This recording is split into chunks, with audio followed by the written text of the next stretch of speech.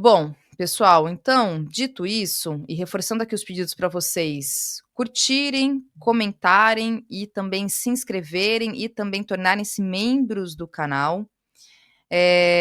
Reforçando isso, eu quero chamar aqui a nossa querida Caroline Sardá. Deixa eu apresentá-la para quem não conhece, que eu acho um pouco difícil aqui, porque eu sei que a Carol, ela tem bastante seguidor, eh, e não, Carol, agora eu tô lendo aqui sua mensagem, deixa eu só te apresentar, a gente vai falar um pouco do seu trabalho, tá. A Caroline Sardá, gente, ela é publicitária, comunicadora e criadora de conteúdo sobre a história da mulher, debates e combate à extrema direita. Carol, a gente vai tratar do seu trabalho, minha querida. Boa noite para você, muito obrigada, te agradeço, seja bem-vinda ao Cultura Brasileira. E vamos tratar um pouco do seu trabalho, falar um pouco daquilo que você tem feito nas redes e a sua atuação mesmo como um todo. Seja bem-vinda mais uma vez, boa noite. Boa noite, muito obrigada pelo convite, Thalita. Muito feliz de estar aqui no Cultura Brasileira. Boa noite, pessoal que estão nos assistindo. Fico muito feliz mesmo pelo convite e animada para essa conversa hoje. Que bom, eu também.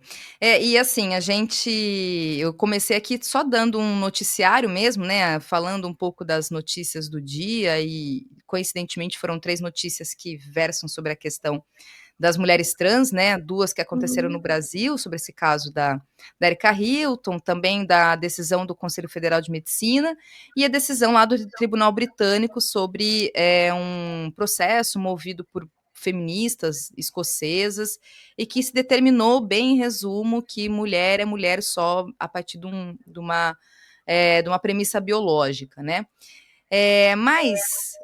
Com você, Carol, para além, claro, né, da gente poder comentar, fique à vontade para falar um pouco sobre essas notícias também, mas eu queria realmente te ouvir sobre o seu trabalho e começar te perguntando como é que você chegou mesmo nessa sua militância, nesse seu trabalho. Você é publicitária de formação e hoje você tem uma atuação feminista, né, bastante presente. E queria te ouvir mesmo, como é que você chegou nesse momento? E uma pergunta que eu gosto muito de ouvir de mulheres é como é que a mulher ela se entendeu como feminista, a partir de que momento, e como é que você chegou até aqui nessa atuação, nesse seu trabalho? Muito boa essa pergunta, feliz em responder isso, porque eu começo, na verdade, como publicitária, eu sou formada em publicidade e propaganda, e já na faculdade eu tive contato com movimentos estudantis, mas eu realmente só fui me conectar com o movimento feminista depois de diversas vivências enquanto mulher, diversas situações que conhecidas minhas passavam, e também por ter interesse em estudar muito sobre história da mulher. Eu sempre tive muito gosto pela leitura, e a história da mulher sempre me fascinou muito, estudar sobre os temas e sempre pesquisar qual que era a participação das mulheres naquele momento, o que as mulheres estavam vivenciando. E eu lembro que ali em 2020, durante a pandemia, eu trabalhava numa agência de publicidade e eu vi uma certa necessidade de começar a criar conteúdo nas redes sociais, porque eu via que a agência de publicidade que eu trabalhava ia de alguma maneira fechar. Eles acabaram fechando realmente e eu fiquei sem trabalho. Então eu lembro que eu comecei a criar conteúdo nas redes, pensando mais em utilizar o meu conhecimento como publicitária, como alguém que estudava sobre história da mulher, sobre direitos femininos, e compartilhar isso nas redes sociais com outras pessoas. Eu via muito esse movimento de várias pessoas compartilhando conhecimento nas redes sociais, e isso se tornando também uma forma de trabalho, uma forma de democratizar conhecimento também.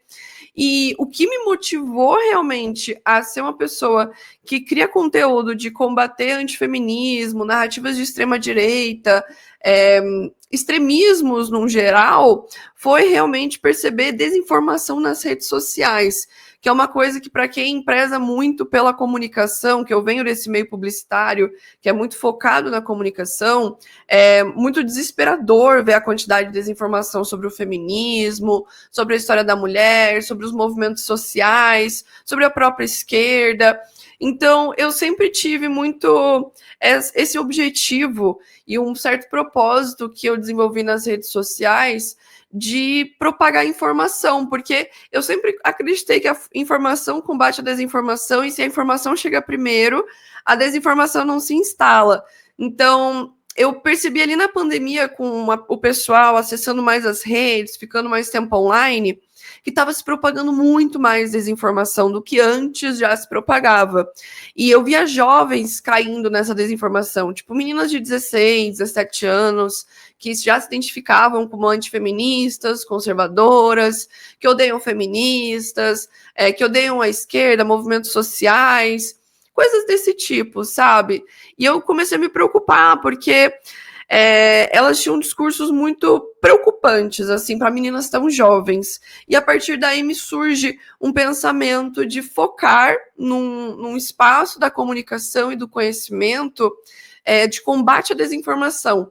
Então, no começo era muito mais sobre falar sobre a história da mulher e direitos femininos, mas quando eu percebi que a desinformação estava pegando muito nos jovens, nos adolescentes, isso me motivou realmente a criar conteúdos bem didáticos, bem simples, com palavras não muito acadêmicas, para chegar nesse público mais jovem que está caindo de cara na desinformação sobre esses temas e não tem acesso à informação, muitas vezes por um sucateamento da própria educação, porque a família é conservadora, porque a mídia não traz informação de qualidade, com checagem também de informações. E isso acaba intoxicando muitas pessoas com a desinformação. E eu vi essa necessidade, né, de desenvolver conteúdos, vídeos, principalmente Mulheres na História, que eu até vi alguém que comentou aqui no chat que gosta muito de Mulheres na História. É o meu quadro no canal do YouTube, que eu desenvolvi no ano passado, é um projeto onde eu conto histórias de mulheres ao longo da história e conto também participações de mulheres durante aquele período que aquela mulher viveu. Então, além de contar a história daquela mulher que poucas pessoas conhecem, que lutou em revoluções, mulheres revolucionárias, comunistas, feministas, eu trago essas mulheres, resgato essas histórias, conto essas histórias para as pessoas da forma mais didática possível, tentando trazer informação para tentar combater essa desinformação. Porque eu vejo que muitas pessoas, principalmente mulheres, estão caindo em desinformação de antifeminismo, conservadorismo, extrema-direita, por falta realmente de acesso à informação de qualidade sobre o movimento feminista, sobre os movimentos sociais de esquerda no geral. E isso acabou me levando para esse caminho, sabe? Que hoje, quem entra nas minhas redes sociais encontra essa variedade de conteúdos onde eu falo sobre a história da mulher, falo sobre direitos femininos, faço alguns reacts assistindo algumas pessoas falando coisas muito sem noção e de alguma maneira trazendo um contra-argumento para essa pessoa entender como contra-argumentar aquilo, e também conteúdos de atualidades. Hoje estou nesse lugar, mas foi assim que eu cheguei até aqui. Inclusive, na contra-argumentação, você chega aí para alguns debates também. Até no começo da Sim. live aqui eu comentei que eu acho bastante corajoso, em especial para mulheres, né, que vão para esses debates, enfrentar esses caras, né, em especial, que são muito misóginos, muito marcados ali por serem red pills e etc. Inclusive porque é uma gente que não está compromissada com a verdade, né, Sim. com a ética, né, é promoção de desinformação e ódio mesmo, né, então eu acho bastante corajoso da sua parte inclusive, viu, Carol.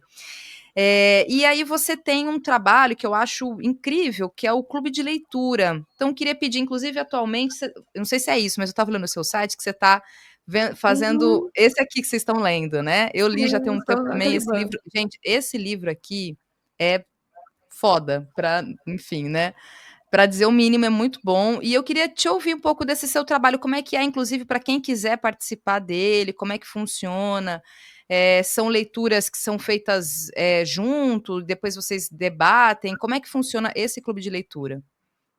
Então, hoje o clube de leitura, ele está num formato onde fazemos reuniões trimestrais e separadas quinzenalmente. Na verdade, é a leitura de um livro num trimestre. Começamos agora em abril e vamos terminar em junho, o Caliban e a Bruxa. Cada reunião é um capítulo, então agora nós finalizamos nesse domingo a reunião do primeiro capítulo e no final desse mês nós teremos uma reunião sobre o segundo capítulo e nos próximos meses, a cada 15 dias também. Essas reuniões ficam todas gravadas numa área de membros que nós temos internamente, com as reuniões, tem material de apoio, tem os livros disponibilizados que sites disponibilizam, tem cupons de descontos também com as próprias editoras dos livros, né? Com a Elefante nós temos desconto também de 20% no site deles. Todas essas informações estão no meu site, para quem quiser acessar, é www.carolinesardá.com.br. Caroline Sardá, exatamente como está aqui embaixo, depois vocês podem entrar lá. E as reuniões funcionam com encontros, onde eu apresento um pouco sobre aquele capítulo, os temas principais daquele capítulo, e nós abrimos para o debate amplo, onde todo mundo contribui com reflexões, dúvidas. Qualquer pessoa pode participar, de qualquer gênero, não tem problema nenhum, o conhecimento é para todos. E o Clube de Leitura hoje é um investimento de R$10 mensais, você pode assinar a qualquer momento, entrar e sair a qualquer momento também. E é só entrar pelo meu site, que lá tem mais informações sobre o clube, como é que ele funciona, quais materiais tem dentro dele. No caso, o pessoal que está dentro gosta bastante, porque tem livros muito densos, como Caliban e a Bruxa, que muitas pessoas falaram que começaram a ler, mas por não ter alguém para debater aqueles temas, que às vezes eram muito profundos, temas meio complexos, acabaram desistindo da leitura. Então, muita gente veio para o clube de leitura para ler o Caliban, para ler junto, para analisar e refletir junto e debater nessas reuniões. E nós fazemos sempre aos domingos, então é sempre aos domingos, no final do dia. Quem não pode participar fica gravado, não tem problema se a pessoa for tímida e ela quiser ficar só como ouvinte ali, ou só quiser assistir as reuniões gravadas. Tem até mesmo todas as reuniões que nós tivemos desde janeiro. Então, para quem entrar agora, tem o Feminismo para os 99%, que nós lemos em janeiro. Tem o Democracia para Quem, da Angela Davis, Silvia Federici, Patrícia Hill Collins, que nós lemos em fevereiro. E também tem o Mulheres, Raça e Classe, que nós lemos em março. E agora estamos completando aí os capítulos do Caliban e a Bruxa. Uma coisa bem legal também do Clube de Leitura, que agora nós inserimos também na área de membros, é a possibilidade de responder quiz. Então, você termina lá a leitura de algum livro e você pode ver se você lembra direitinho das informações do que você leu, para também ter isso armazenado, né? Quase como uma escola de feminismo, digamos assim, a partir de leituras, que as pessoas também podem praticar o conhecimento delas ali e ter essa comunidade interna para conversar. E você também comentou dos debates, né? Sobre a questão dos debates que eu participo. Hoje eu também tenho a Academia de Debate Estratégico, que foi uma formação que eu fiz no ano passado, depois de tanto participar de debates. Para quem não sabe, eu debato tanto nas redes sociais quanto presencialmente em podcasts há 5 anos, desde 2020. Quando eu comecei nesse processo de criar conteúdos para combater desinformação, eu também comecei a participar de debates no Instagram e em outras redes sobre os diversos temas que geravam essa dúvida no debate público. E depois, acho que foi ali em 2022, que eu fui chamada pela primeira vez a debater num podcast presencial, né, ao vivo, para as pessoas, que foi com aquele vereador, já que vocês estavam falando de transfobia, né? Com aquele vereador Lucas Pavanato, que ele se elegeu basicamente com um panfleto cheio de discurso anti-trans, anti-LGBT. E eu debati com ele já naquela época, inclusive, sobre temas que envolvem pessoas trans, e posso dizer que em muitos temas eu consegui desmascará-lo, sabe? Mostrar a hipocrisia no discurso, como era moralista, como era sensacionalista, como era vago, como era raso, como não chegava na classe trabalhadora de verdade, como aquilo era só um ideal, que não era um modelo que todo mundo seguia.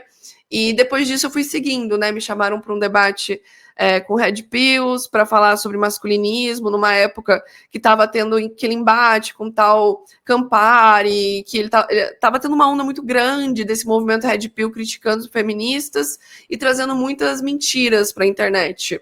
Daí também vi a necessidade de ir nesse espaço para rebater esses caras e ainda deu uma baixada depois no movimento deles, porque ficaram muito acuados depois desse debate com o confronto das ideias deles de uma maneira tão ampla, né, com tanta gente assistindo, eles sendo confrontados. Depois participei também de um debate com uma feminista liberal e pude confrontar o feminismo liberal nas suas hipocrisias e contradições também relacionadas à luta das mulheres e à nossa emancipação.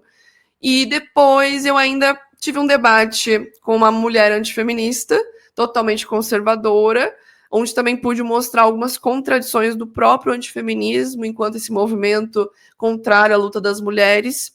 E mais recentemente, foi ontem, eu debati com um moço lá no Primo Cast, ironicamente, foi a primeira comunista no podcast do Primo Rico, e debati sobre casamento, mas por uma ótica anticapitalista. Então, ontem eu tive a oportunidade também de furar essa bolha do mercado financeiro, desse pessoal das finanças, do capitalismo e tudo mais, para falar sobre anticapitalismo, sobre como o casamento foi cooptado, né, pelo capitalismo para definição de propriedade, passagem de propriedade, divisão de bens, contrato, todas essas questões, e pude levantar pautas importantes que não chegam na maioria das pessoas, né, na maioria das pessoas que têm acesso a esses podcasts que geralmente eu vou, esses debates que eu geralmente acabo enfrentando. No passado, eu até enfrentei críticas sobre ir nesses debates, mas muitas pessoas começaram a entender esse movimento por ver como isso repercute, sabe? Como isso, de certa maneira, faz com que pessoas que nunca nos ouviriam acabam nos ouvindo, sabe? Acabam tendo essa oportunidade de ouvir questionamentos de ideologias que elas sempre tiveram muito concretas. Foi muito interessante ontem, inclusive, se a gente for entrar no tema de debates mesmo, foi muito interessante ontem um momento que eu falo que é até engraçado o tanto que a gente criticou o capitalismo dentro do podcast do Primo Rico, sabe? Que a gente criticou horrores o sistema capitalista, porque eles chamam apenas de sistema, né? Eles criticando horrores o sistema, e eu nomeando, eu falei, pô, que interessante, vocês também têm uma crítica enorme a esse sistema econômico que ferra todo mundo. E também falei que eu nunca tinha visto tantos argumentos que eles usaram anticapitalistas sem perceber que as críticas ao Estado que eles faziam era ao Estado burguês, que as críticas ao sistema era o sistema capitalista. No final, eu ainda consigo nomear tudo e mostrar essas contradições de como todas as críticas que essas pessoas fazem, até o feminismo, essas coisas, sempre acabam num lugar, Thalita, no capitalismo, no grande elefante que tem dentro da sala e que ninguém quer citar, sabe? Então, esse é Exatamente. basicamente o clube de leitura e a questão dos debates. Sim, não, eu acho que você vai num ponto, primordial, né, eu também me enquadro como feminista, que coloca o anticapitalismo ali como um avanço mesmo no que se refere às questões de pautas e direito das mulheres, né, e sempre fazendo esse recorte de classe, né, acho que é importante. A interseccionalidade, mas a partir desse entendimento de que o grande elefante na sala chama-se o sistema capitalista e a gente precisa superá-lo, Uhum.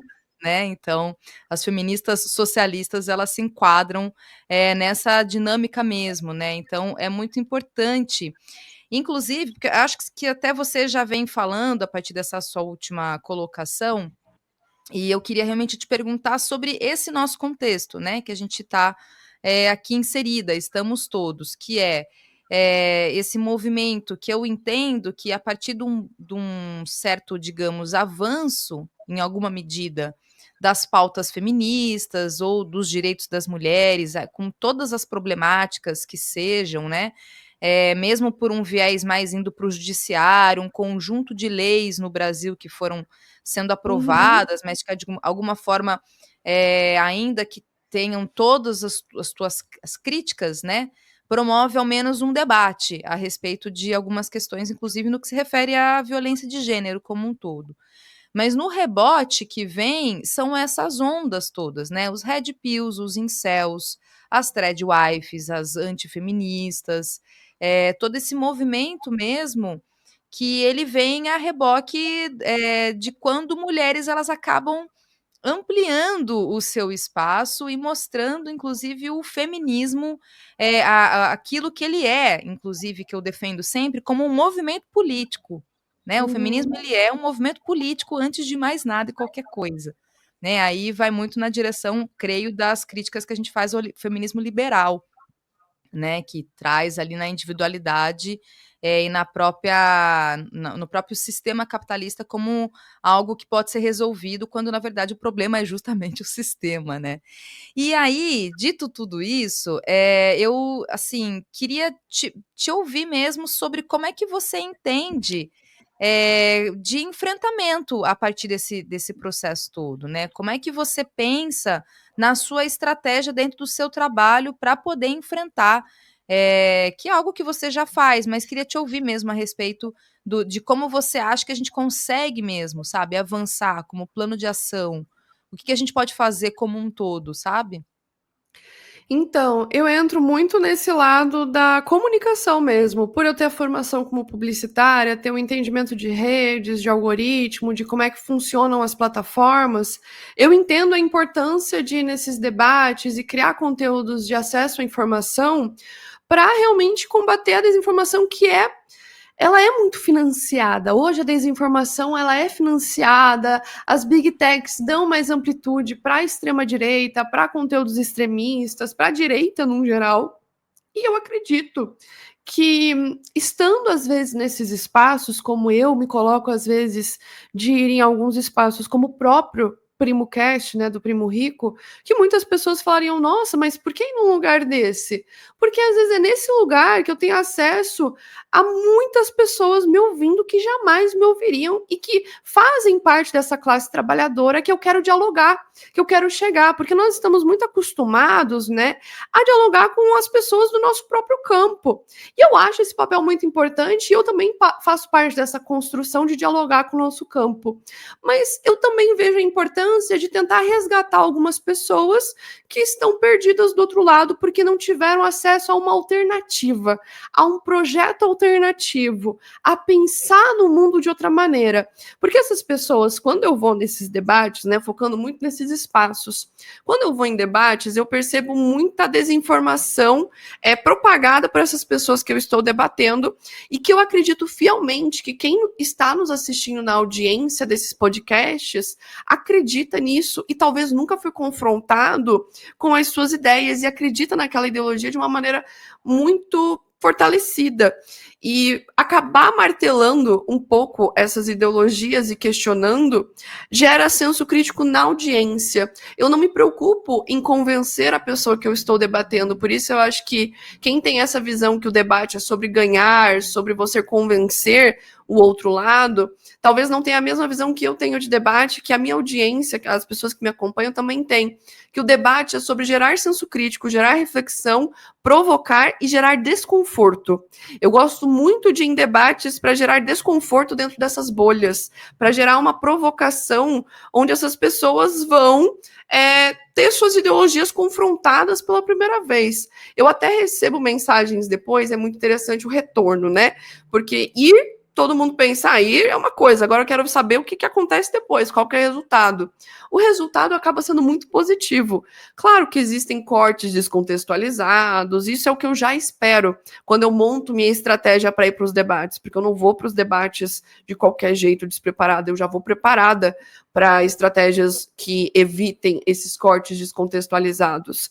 Mas eu sempre vou com essa perspectiva de que os feedbacks que vão vir depois, né, as respostas, o que as pessoas vão me retornar, vai ser algo positivo, porque todo debate tem retornos muito positivos, de pessoas comentando no próprio episódio do debate, ouvindo até mim, me seguir e falar, poxa, é a primeira vez que eu tô ouvindo uma feminista. Nunca dei oportunidade de ouvir nenhuma feminista, nunca pensei que eu ia concordar com ideias de uma pessoa que se define como comunista, sabe? O preconceito dessas pessoas acaba entrando em choque quando a gente encontra esses debates. E claro, eu entendo totalmente as pessoas que acham que esses debates são contraprodutivos, porque existe o lado negativo e o lado positivo. Eu parto muito desse lado do positivo, de pessoas que estão tendo acesso à informação pela primeira vez, ao contato a temas que elas não conheciam ainda, a questões que pela primeira vez estão martelando na cabeça dela. Então, é muito sobre senso crítico. Eu parto dessa ótica dos debates e imagino que muitos camaradas, que eu já ajudei também aí para debate, têm essa ótica. Até esses dias eu recebi a mensagem de um seguidor meu falando como é interessante esse movimento, que agora muitos comunistas estão indo em debates, sabe? E como lá atrás, ali em 2021, quando eu comecei a participar, debates online, depois de 2022, desses debates presenciais, eu passei por muitas críticas, e até muitas críticas que tinham um cunho bem misógino, assim, de que eu não deveria estar fazendo isso, porque mulheres não sabem falar sobre esses temas que eu falo nos debates, de pessoas falando coisas que me desestimulavam, geravam muito mais hate para mim do que um hate que a direita promovia. Eu tinha que me proteger muito mais após os debates das críticas das pessoas da minha trincheira do que das críticas que viriam do outro lado. E isso foi uma coisa que eu percebi ao longo dos debates que eu participei. Eu não sei se outros camaradas também sentiram isso. E depois de um tempo, isso começou a ser mais socialmente aceito. Tipo, quando os caras começaram a participar dos debates, eu senti que começou realmente a ser mais aceito, as pessoas participarem, ocuparem esses espaços, confrontarem ideologias.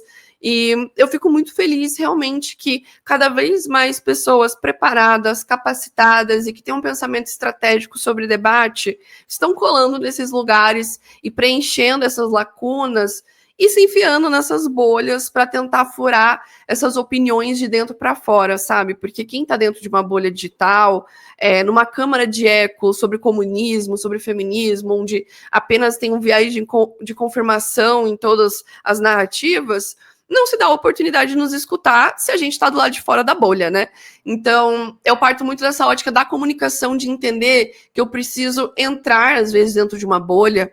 Como eu digo para algumas pessoas, eu me jogo na lama para aprender a lidar com os porcos, porque daí eu explico para as pessoas, olha, se você se jogar na lama desse jeito, pode ser que você não consiga sair tão bem de lá, pode ser que você se suje muito desse jeito.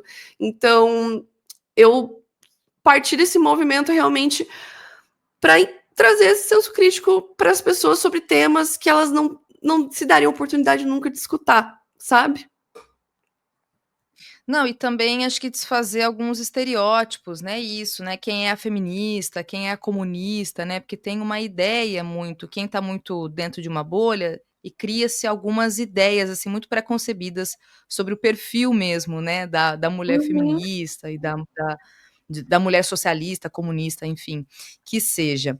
E aí você, inclusive, partindo até dessa sua fala a respeito das pessoas que estão do lado de cada trincheira, né, que são os nossos camaradas todos, porque a gente tem digamos, um desafio, que é quando a gente está falando de feminismo, de direitos das mulheres, de todas as questões que abarcam aí o gênero, né? A gente tem uma discussão aqui do lado de cá, né, que é justamente os homens de esquerda, digamos, né, e aí claro que a gente pode falar porque esquerda é uma coisa, assim, é uma expressão muito alargada, né, Uhum. nós temos todas as Uhum. matizes de vermelho, inclusive, quando a gente fala de esquerda. Mas aí eu te pergunto, dentro, né, do seu trabalho, da sua militância, como é que você avalia atualmente essa discussão, esse debate, os enfrentamentos, que são feitos dentro nas conversas, e na militância mesmo com o que chamamos de esquerdomachos, né, com os homens de esquerda. Qual que é a sua avaliação, assim, dentro da sua vivência mesmo e do que você tem de experiência? Olha, eu percebo. que homens de esquerda geralmente têm muito mais visibilidade do que mulheres de esquerda. Eu vi inclusive esses dias, acho que foi ontem, um vídeo da Papo de Pretas, onde ela estava falando que as pessoas geralmente falam que o comunismo são homens brancos, héteros, cis, que têm muito mais visibilidade e tudo mais. E eu concordo completamente nisso, que as pessoas acham que o comunismo é sobre homens brancos, mas na verdade porque nós mulheres, mulheres negras, mulheres lésbicas, mulheres trans, homens trans, não têm visibilidade como homens brancos têm dentro dos algoritmos, principalmente, né? Eles têm muito mais visibilidade nesse sentido. E acaba que também nós recebemos muitas críticas. Eu até comentei sobre isso esse final de semana, que eu estive no evento Mulheres em Lutas, que eu falei sobre misoginia nas redes, e eu sempre recebo críticas sobre a minha voz, de falarem, nossa, sua voz é muito chata, sua voz é insuportável, eu não suporto te escutar, e eu não vejo isso sendo comentado, e outras criadoras de esquerda também não veem isso sendo comentado em páginas de homens de esquerda, e aí entra muito sobre esse negócio da nossa voz também ser questionada quando a gente é criadora de conteúdo de esquerda. Pessoas de direita também comentam sobre minha voz, mas é chocante quando pessoas no meu campo comentam e falam assim, nossa, seu conteúdo é muito legal, a pauta que você traz é muito legal, mas a sua voz é muito chata. Eu não suportaria. Eu preferia, insira aqui qualquer homem branco comunista, que falasse sobre isso do que você, porque a sua voz é muito chata. Então, isso acontece e não é só comigo. Quando eu conversei com outras criadoras de conteúdo de esquerda, elas passaram pela mesmíssima situação que eu, sabe? Então, é muito complicado a gente ainda lutar com essa misoginia internalizada até no nosso campo, porque é inegável, ela é estrutural. Então, não dá para negar que no nosso campo não exista isso, porque existe, infelizmente, né? Infelizmente, você tem toda a razão. E hoje não mais, mas eu diria que é um pouco decepcionante, né? Porque a gente sempre fala que ó, deixa eu só interromper rapidinho. Se você quiser, você pediu para ir colocar. Eu acho que a Carol até travou. Que ela pediu para colocar, vou até remover ela aqui, que ela pediu para colocar. Acho que o computador na tomada, viu, gente? Acho que ela estava com alguma questão técnica, então ela já vai voltar, tá? Ela só foi ajustar aqui as questões técnicas. Eu separei os comentários de vocês aqui, viu, gente? Já reforçando, inclusive, a Caroline vai voltar para a gente finalizar, inclusive, aqui a conversa. Eu tenho mais uma pergunta para fazer para ela. Mas eu peço que vocês. Já vou colocar. Ela dando um ok aqui, eu já coloco ela novamente. Só reforço os pedidos para vocês fortalecerem o canal, tá? Não se esqueçam, curtir, compartilhar, tornarem-se membros, enviar superchats também, para a gente fortalecer aqui o espaço, em especial a cultura brasileira. Carol, então, como eu estava comentando, né? Lamentavelmente a gente tem realmente isso, né, e um lugar de bastante dos homens de esquerda serem bastante reativos com relação às críticas, né, e não tentarem ao menos ouvir, né. Inclusive porque eu digo que a gente não vai conseguir vencer essa guerra contra, a violência de gênero sem os homens. A Uhum. gente não vai conseguir. Por mais que a gente tenha essa frase de efeito e que é real, né, o nós por nós mesmas, o fato é que sem essa acho que nem solidariedade, mas essa luta mesmo, porque quando a gente está falando de direitos das mulheres, é direito de todo mundo, né, Sim. não é uma coisa que é só para nós, né, é para toda a sociedade. As questões de gênero elas têm que ser interesse de todas, de todos e de todes, na verdade, sempre, né, acho que é sempre reforçar muito essa questão toda. E aí no seu clube de leitura, por exemplo, ou no seu trabalho, tem homens que colam junto, que chegam, que te acompanham, que apoiam, existe isso também? Sim, totalmente. Muito mais até do que os tais esquerdomachos, assim, desses caras que têm mais visibilidade também. São caras que participam do meu clube de leitura e eles trazem reflexões muito interessantes de coisas que eles nunca tinham ouvido antes, que eles não tinham visto em outros livros de homens marxistas, por exemplo, e que eles encontram em obras da Silvia Federici, da Angela Davis, da Bell Hooks, agora que nós estamos lendo Caliban e a Bruxa. Então, lacunas que acabam se completando com os livros feministas que nós lemos no clube de leitura. E também, mesma coisa acontece quando eu vou em debates, eu sempre recebo até feedbacks de homens que são de outros campos políticos e vêm até mim falar, nossa, realmente o que você trouxe ele é muito importante, eu vou levar para o meu relacionamento, para a minha vida, isso, vou ter melhores relações com a minha mulher, com a minha filha, com a minha família, porque acho muito interessante as análises que você trouxe, acho muito legal, inclusive, pessoas que até não concordam comigo, que têm ideologias diferentes, e mandam mensagens para mim falando, gostei muito do seu conteúdo, e olha que eu não sou da esquerda não, mas eu gostei muito da sua crítica sobre esse tema aqui,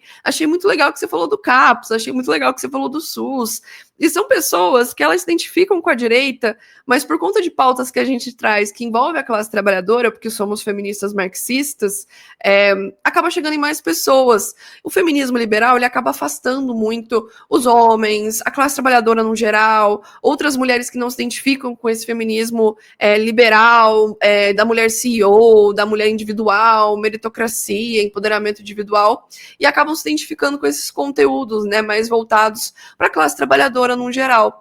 E isso acaba atraindo também os homens que entram no meu conteúdo e acabam vendo pautas que eles falam, nossa, nunca imaginei que feministas estariam abordando esse tema. Mas é porque é um tema que envolve toda a classe trabalhadora, e nós, mulheres, fazemos parte da classe trabalhadora. Então, trazer pautas que envolvem as mulheres trabalhadoras é trazer pautas também que envolvem os homens trabalhadores. E por isso que muitos que chegam no meu perfil acabam ficando. Quando viralizou, por exemplo, um vídeo meu falando sobre a CLT, falando que as pessoas estavam se xingando de CLT, principalmente os jovens, que estava rolando muito esse movimento neoliberal no meio até das crianças, de se xingar de CLT, falar, eu não quero ser CLT e coisas assim, porque imagina ter uma CLT. Né, todo esse movimento neoliberal que a gente vê se entranhando até na educação, fez com que viralizasse, explodisse da bolha, e muitas pessoas chegaram até mim, pessoas que antes se identificavam com uma ideologia mais neoliberal e falaram, nossa, não imagino que as crianças estão com esse pensamento. Então chegam pessoas de fora da bolha, pessoas que têm outro pensamento, outra ideologia, porque são pautas que abordam muito a classe trabalhadora no geral, né? Então, acaba atraindo pessoas de vários públicos. Isso é muito positivo, porque acaba que o feminismo e a luta comunista chega para mais pessoas do que geralmente chegaria. Então, eu acabo utilizando o meu conhecimento sobre algoritmos, sobre redes sociais, para propagar o máximo de informação possível e tentar combater a desinformação, pautando o debate também nas redes. Perfeito. Olha só, deixa-me ler aqui alguns comentários que chegaram, enquanto a gente conversava. Carol, eu te chamo de Carol já, não sei se você pode chamar. Tá certo. É coisa de paulista isso, viu, gente, de querer abreviar sempre o nome das pessoas. Bom, olha só, a Cíntia, Quina diz: "Gosto bastante do trabalho da Caroline Sardá. O Mulheres na História é muito legal". O Thiago Barreto: "Eu amei descobrir o canal de Sardá". O Eli Milanese diz: "Carol, você me vende seu disco do Black Sabbath?". Aliás, qual que é o Jamais. seu gosto musical? O que que você gosta mais de ouvir? Como é que você se entretém, Carol? Então, quem me acompanha já deve ter percebido que eu gosto muito de rock, gosto de heavy metal, gosto muito de hardcore. Tanto que eu gosto, inclusive, de emo, pra quem é do rock, do hardcore também do metal, deve falar, meu Deus, ela também gosta de emo, mas eu também gosto muito de emo, gente, emo-core. Inclusive vai ter I Wanna Be Tour aqui em São Paulo, e eu vou também, porque eu gosto muito desse estilo de música, sabe? E sabe quando você, tipo, vê muita revolução dentro dessas músicas? Tipo, eu escuto muito Pink Floyd, eu escuto muito Black Sabbath. Esses dias eu até usei Black Sabbath como referência num vídeo onde eu tava falando sobre as pessoas, os políticos, né, que utilizam pessoas como uma certa massa de manobra para as guerras. Então eu peguei War Pigs e falei, gente, são os porcos da guerra que o Black Sabbath já falava, que dominam as sociedades e tudo mais. Então acaba que também chegam mais pessoas que gostam de músicas assim, porque eu trago um pouco de revolução também na próprio gênero musical, sabe? E sim, quem perguntou se eu gosto de Rage Against the Machine também gosto. Se você me importante. encontra num Olha, rolê punk, me encontra provavelmente nas rodinhas, nos moshes, porque eu adoro uma rodinha punk, gente. Não me bota um mosh na minha frente que eu participo. olha só, Carol, eu vou aprender muito com você, porque eu sou uma completa ignorante, assim, do punk, do rock, do hardcore. Eu conheço alguma coisa ou outra, porque eu tenho meus irmãos que gostam mais. Eu tenho um irmão mais velho que foi do heavy metal por muito tempo, mas a minha parada é outra, bem diferente mesmo. Então eu vou aprender muito com você. Aliás, te perguntar como é que você vê essa cena do rock atualmente, inclusive essas novas gerações, em relação aos posicionamentos políticos e ideológicos, que, em geral, no senso comum, as gerações mais velhas, inclusive, a gente vê um bando de reaça, né? Uma galera assim completamente bolsonarista, que não entendeu nada, inclusive. Quem que foi o cantor que galera saiu revoltada de um show? Acho que era do Pink Eu fui do Pink Floyd, não era? Floyd, É, Roger que Waters, isso, geralmente o Roger pessoal sai Waters, indignado. É porque o exatamente. Roger Waters, ele sempre teve um olhar muito militante. Quem escuta The Wall, Dark Side of the Moon, Animals, nossa, quem escuta Animals mesmo fala, não, realmente essa galera do Pink Floyd é totalmente militante, mas revolucionária. É o próprio Syd Barrett, que foi um dos fundadores ali do Pink Floyd, o pensamento dele era super revolucionário. E quem hoje escuta Pink Floyd sabe que tem muitas críticas ao sistema, quando se fala sobre I Don't Need No Education, todas as músicas mais famosas do Pink Floyd, envolve muito isso, sabe? E esses dias eu vi uma foto que estava viralizando de uma pessoa numa manifestação falando que queria escolas militares utilizando uma camiseta do Dark Side of the Moon, do Pink Floyd. E isso é algo que contradiz totalmente o que se canta por Pink Floyd. Tipo, Pink Floyd jamais defenderia escolas militarizadas, sabe? E se mostra como essas pessoas às vezes distorcem as letras, distorcem as músicas e o que os próprios cantores defendem. Ao mesmo tempo, eu vejo muito o movimento de pessoas que por exemplo, no Brasil tem muita essa alguns acabaram ficando bem reaça, né? Alguns cantores de rock acabaram ficando bem reaça no Brasil. Tanto que hoje em dia o pessoal fala muito do Pantera, do próprio Sepultura, tem algumas pessoas que falam também, na verdade, Raimundos, Sepultura não, do Raimundos. Então o pessoal fala muito dessa levada também do rock, que tem muitas pessoas reaça nesse meio, né? E pessoas que defendem coisas bem bizarras. Até mesmo no metal tem pessoas que defendem coisas muito bizarras. Então, é muito doido isso, porque tem gente que vai interpretar de um jeito, outras pessoas vão interpretar de outro, mas tem álbuns, por exemplo, do próprio Pink Floyd, que não tem como se interpretar de outra maneira, senão do jeito que os próprios músicos interpretaram, sabe? Então, até como o pessoal falou aqui, a pessoa que interpreta, né, que você tem que defender escolas militarizadas usando uma camiseta do Pink Floyd, não entendeu nada, absolutamente nada. Inclusive, quando criticam o Roger Waters por ele fazer um banner, uma projeção de tela no show dele com o nome de diversos fascistas, e incluem o nome do Bolsonaro, de Le Pen, de vários outros, e saem do show dele ou vaiam, é porque realmente não entenderam o Roger Waters. Não entenderam as críticas que ele faz. Então, é muito sobre isso, sabe? Tipo, tem gente que talvez não entenda, ou não interprete realmente o que os cantores queriam dizer, mas também existem músicos no meio do rock, uma galera do rock que é bem reaça, né? Infelizmente. E o rock, ele é, por essência, subversivo, né? Ele faz críticas ao sistema, então realmente é uma questão de interpretação, né? Olha só, aqui também tem a Thaís, ela tá até fazendo uma pergunta. Você acha que a transfobia tem sido instrumentalizada pela direita dentro de movimentos feministas como objetivo de angariar eleitoras para o projeto fascista? Olha, eu acho que diversos formatos de conspiração e teorias malucas que surgem dentro da extrema-direita acabam chegando na esquerda de alguma forma, por meio realmente da desinformação nas redes.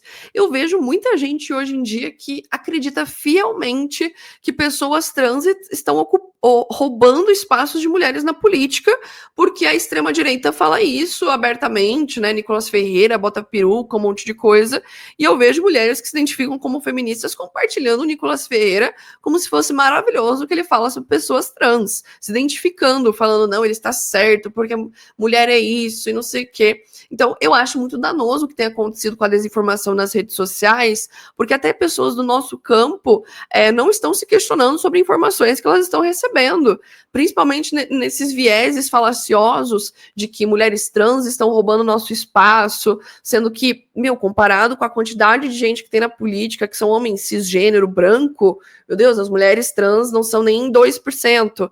Então, muitas falácias, muita desinformação, muita gente que acredita em umas conspirações muito nova ordem mundial, até mesmo dentro da esquerda, isso é bem bizarro. E eu não sei explicar, na verdade, isso. Eu acredito que já existam pessoas que estudem o porquê que tanta desinformação e conspiração está entrando no meio da esquerda, mas eu não acho que deva ser um movimento orgânico isso. Eu acredito que deva ter algum projeto por trás para a gente ter tanta desinformação entrando no nosso meio, tanta gente sem fazer críticas e ter senso crítico sobre isso, e acaba caindo nessas discriminações mesmo, de transfobia, de homofobia, de LGBTfobia, de misoginia também, porque além da transfobia que eu vejo acontecendo dentro da esquerda, eu também vejo esses movimentos misóginos, sabe, movimentos homofóbicos, xenofóbicos, então é uma questão bem problemática, na verdade, e que a gente tem que criticar e trazer para dentro do nosso movimento mais e mais mulheres trans para fazer suas reivindicações e não cair nesse papo da extrema-direita de que elas estão roubando o nosso espaço, de que elas não devem fazer parte do nosso movimento, pelo contrário. Vou estar até trazendo um relato aqui para vocês que eu acho muito importante. Eu estava no domingo, no sábado, na verdade, lá no Mulheres em Luta, que foi um evento que organizou muitas mulheres de todo o Brasil, parlamentares, militantes, pesquisadoras, comunicadoras, e eu estava numa mesa sobre misoginia nas redes. E ao meu lado tinha uma mulher trans, que ela estava falando todos os tipos de transfobia que ela também sofre nas redes, além do fato dela ser uma mulher trans. E, honestamente, pessoal, quem assistiu e estava na plateia, viu que aquilo me atravessou de uma forma bem violenta. E eu imagino como ela se sentiu com os comentários e os relatos que ela trazia para nós ali de misoginia. E depois disso, nós postamos uma foto juntas na rede social, eu e ela. E com isso, uma pessoa comentou lá, uma pessoa que se dizia de esquerda, que me seguia, que tinha foice e martelo no user e tudo, falando assim, vocês deveriam só convidar mulheres, fêmeas, para esses tipos de debate. E aí eu me pergunto, o que a Agatha, minha amiga, levou para dentro desse debate não era valioso? Todas as transfobias, todas as humilhações, todas as coisas horríveis que ela escutava e escuta nas redes, não era valioso para esse debate sobre misoginia nas redes também, sobre o que mulheres trans sofrem nas redes também? E depois desse evento ainda aconteceu uma situação muito violenta, que inclusive saiu nas notícias. Uma amiga nossa, uma mulher trans, a Isa Potter, ela foi violentada e sofreu agressão na rua por questão de transfobia. Então, observe esse ciclo violento. Como a extrema-direita tem um discurso extremamente violento, mas existem pessoas dentro do nosso meio que corroboram com esse discurso e que é o mesmo discurso que faz com que amigas minhas sejam espancadas na rua por transfobia, que amigas minhas que se sentam ao meu lado numa mesa sobre misoginia nas redes falem que sofrem discursos extremamente violentos, ataques de violência mesmo, dizer que vai bater, que vai violentar sexualmente, que vai fazer coisas horríveis. Então, para mim, falta ainda muita empatia dessas mulheres que se dizem feministas, de olharem para essas situações, de verem como a misoginia também atravessa mulheres trans. Porque nada me explica um homem ter uma relação sexual com uma mulher trans e depois espancá-la. Isso não me explica, não me justifica, se não for a misoginia junto da transfobia, o ódio, sabe? Essa violência que é tão estrutural. Então, tudo isso que eu vi acontecer literalmente no sábado, que é uma situação muito recente para se falar de vivência, faria com que qualquer pessoa da esquerda, do nosso movimento, do nosso campo, que tenha ainda pensamentos transfóbicos, acredito que teria um clique de falar, cara, isso está errado, honestamente, nas palavras mais simples e didáticas possíveis, isso está errado. Excluir pessoas trans do nosso debate, do nosso movimento, da nossa política, é excluir essas pessoas que estão sofrendo violência real, que estão sendo violentadas nas ruas, que estão sendo agredidas na internet. Então, o feminismo que eu acredito para esse mundo, o nosso feminismo, ele inclui mulheres trans, ele inclui homens trans, ele inclui pessoas trans e inclui toda a classe trabalhadora, porque é um movimento de libertação. E se não libertarmos mulheres trans, quem que vai estar liberta também? Eu gosto muito daquela frase da Angela Davis, onde ela fala sobre a libertação das mulheres negras, vai libertar todas as mulheres, e eu acredito que aí entram também as opressões de mulheres trans, de mulheres gordas, mulheres com deficiência, porque nós precisamos trazer essas mulheres para dentro do movimento e não excluí-las, a partir, inclusive, de discursos da extrema-direita, porque é literalmente o mesmo discurso. Eu não vejo nenhuma diferença em chamar pessoas trans de termos pejorativos, de não querer dar o pronome correto, de ficar, né, nos comentários de postagens falando que deveria ter chamado uma mulher de verdade. Eu até me sinto violenta de estar repetindo esse tipo de coisa que eu leio nos meus comentários, porque eu discordo completamente disso. Então, eu acho que é muito sobre ter empatia com essas pessoas, ouvi-las e se basear na realidade, não em conspiração da internet, não em uma notícia que a extrema-direita está compartilhando, que é lá dos Estados Unidos, de um homem cis que se fantasiou de não sei o quê. Nunca é uma relação de uma mulher trans que fez nada, um homem trans que fez nada. Sempre é um homem cis causando violência com alguma mulher, com alguma criança, e colocando isso nas costas das pessoas trans como bode expiatório. Então, essa é a minha visão, esse é meu posicionamento sobre isso, e eu acho que é dessa forma que nós temos que também entender a transformação social, que ela não é binária, e que quando nós definimos exatamente que mulher é, por exemplo, como pessoas falam que é uma fêmea humana, adulta, nós estamos nos limitando e nos sujeitando ao que literalmente o patriarcado espera de nós, que literalmente o capitalismo espera de nós, o nosso destino biológico. Então, eu acredito que superar isso e transformar a sociedade também é superar esses pensamentos universais e que modelam a sociedade, uma perspectiva que não é transformadora e que não é revolucionária. Perfeito, irretocável, Carol. Bom, olha só, tem aqui outros comentários que chegaram. Edson de Moraes Neto, Caroline Sarda é fera, brabíssima, parabéns pela militância, venceremos. Também o Ricardo A. Carol, seu trabalho é fantástico, tanto no canal e em debates como o Clube do Livro, em que você está organizando. O Lucas Silva, ele diz aqui, apoiem e ajudem as bibliotecas públicas, promovendo clubes de leitura também, e estamos morrendo. Eu vou até deixar separado esse comentário com nossos segundos convidados que vão chegar aqui daqui a pouco, que eles são fomentadores, né, de uma livraria, um sebo que tem lá em São Luís, no Maranhão, então a gente vai trocar essa ideia também, viu, Lucas? Ótimo comentário. Aqui também a Laila Amaral deixa um outro comentário importante, seguindo o quadro da história das mulheres da Caroline, queria recomendar também o podcast Escute as Mais Velhas, da Sueli Carneiro e Maria Alice Setúbal, com uma proposta parecida, bem bacana também. Ótima recomendação. Tudo que tem Sueli Carneiro no meio, gente, é imperdível, tem que ler, tem que ouvir, que é super importante. E aqui ela complementa. Elas tiveram episódios com Leci Brandão, Heloísa Teixeira, que faleceu recentemente, e a grande Conceição Evaristo. Priscila Araújo diz, Sarda é necessária demais, nossa feminista socialista especialista em massacrar nos argumentos os reais. Obrigada pelo carinho, gente. A Thaís aqui também comenta, falando nisso, a Sardá tem um vídeo excelente e importantíssimo desmontando o falso documentário contra a Maria da Penha do Brasil Paralelo. Pois é, teve isso, né, Carol? Ainda tem, eles foram processados, inclusive, pelo governo brasileiro, a se retratarem, né? Porque foi um ataque que inclusive resultou na Maria da Penha ter que ser enquadrada novamente no sistema de proteção a vítimas, dada a violência que foi a partir do fomento aí do financiamento desse vídeo. Também aqui, quem comenta é a Verônica Voz do Fogo, diz ela, passando para mandar um beijo para vocês duas, estou no clube de leitura, recomendo. Que bom, Verônica, valeu, querida, muito obrigada. O José José aqui, novo membro do canal do Farol Brasil, seja bem-vindo. O Tiago Barreto que diz, Sardá, existe limite na militância de feministas como Carla Cotirene e Djamila Ribeiro? Pergunta o Tiago. Olha, honestamente, eu não acho que eu consiga opinar sobre algo assim. Não sei você, Thalita, mas assim, eu não Eu tenho também. poder dentro.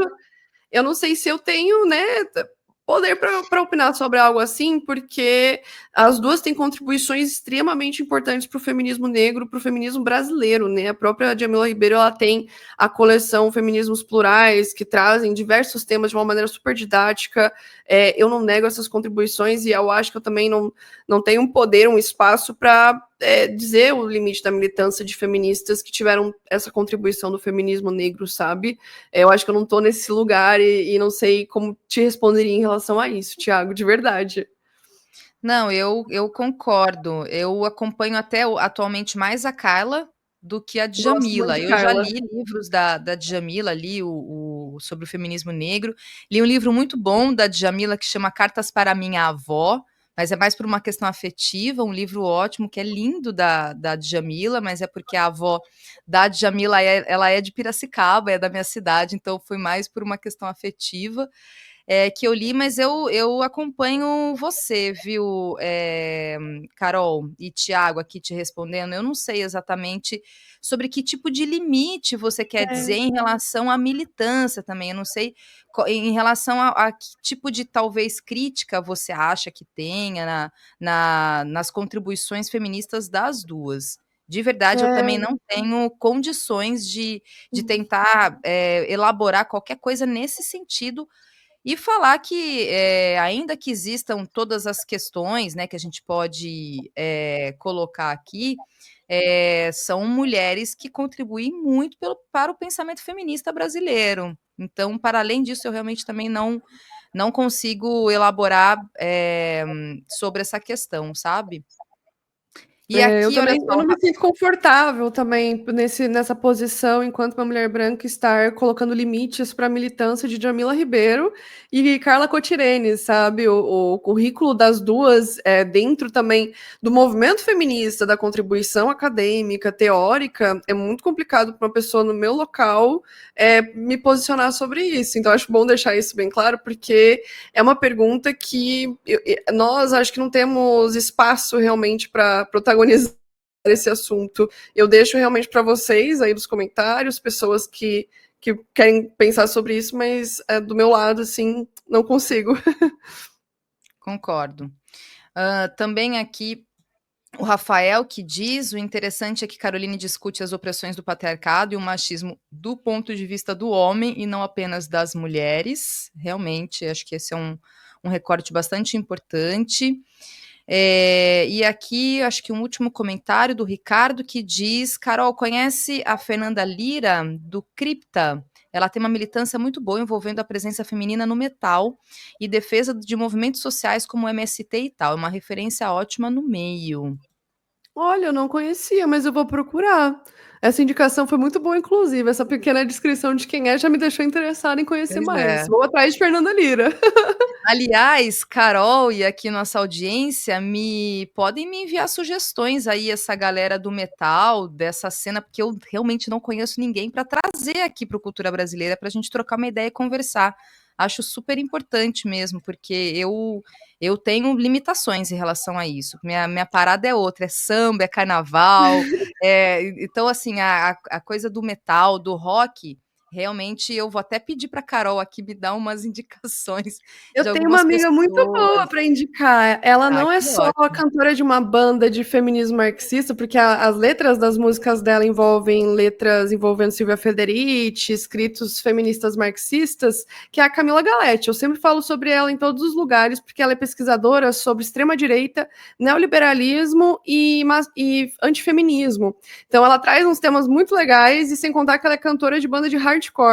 Então, é uma pessoa muito legal aí para trazer para a cultura brasileira. Ela tem uma Ah, banda chamada Chavosa, que eu já indiquei várias vezes no meu perfil, que tem uma música dela chamada Fogueira, que é baseada, inclusive, no livro que a gente está lendo agora no Clube de Leitura, que é o Caliban e a Bruxa, da Silvia Federici. Então, ela traz algumas coisas do Caliban para dentro das músicas dela, alguns temas envolvendo mulheres, feminismo. Então, ir atrás desse tipo de banda é muito, muito da hora. Tem outras bandas aí incríveis, mas eu acho que é massa chamar a Camila, porque ela vai trazer um tema legal aí de extrema-direita, neoliberalismo, antifeminismo, e, claro, falando também da Chavosa. maravilha, que bom, é isso. E aqui a Mônica Gonçalves diz: Caroline Sardá, você é show. Que maravilha, Thalita, entrar no programa e duas mulheres na tela, baita incentivo para militância. Tô amando a conversa. Valeu, Mônica. E valeu, Caroline, obrigada pela sua disponibilidade de estar aqui no Cultura Brasileira. Certamente eu vou te convidar mais vezes para a gente trocar outras ideias de outros assuntos também, de coisas aí que a gente está pensando e falando. E é isso, obrigada mesmo e até a próxima. Valeu. Eu que agradeço. Muito feliz por ter participado hoje. Pessoal que quiser me acompanhar nas redes, é Caroline Sardá, como está aqui embaixo. E sempre que quiser me chamar para participar aqui, Thalita, é só me chamar que eu venho. Maravilha. Valeu, querido. Até a próxima, então. Tchau, tchau. Tchau, tchau.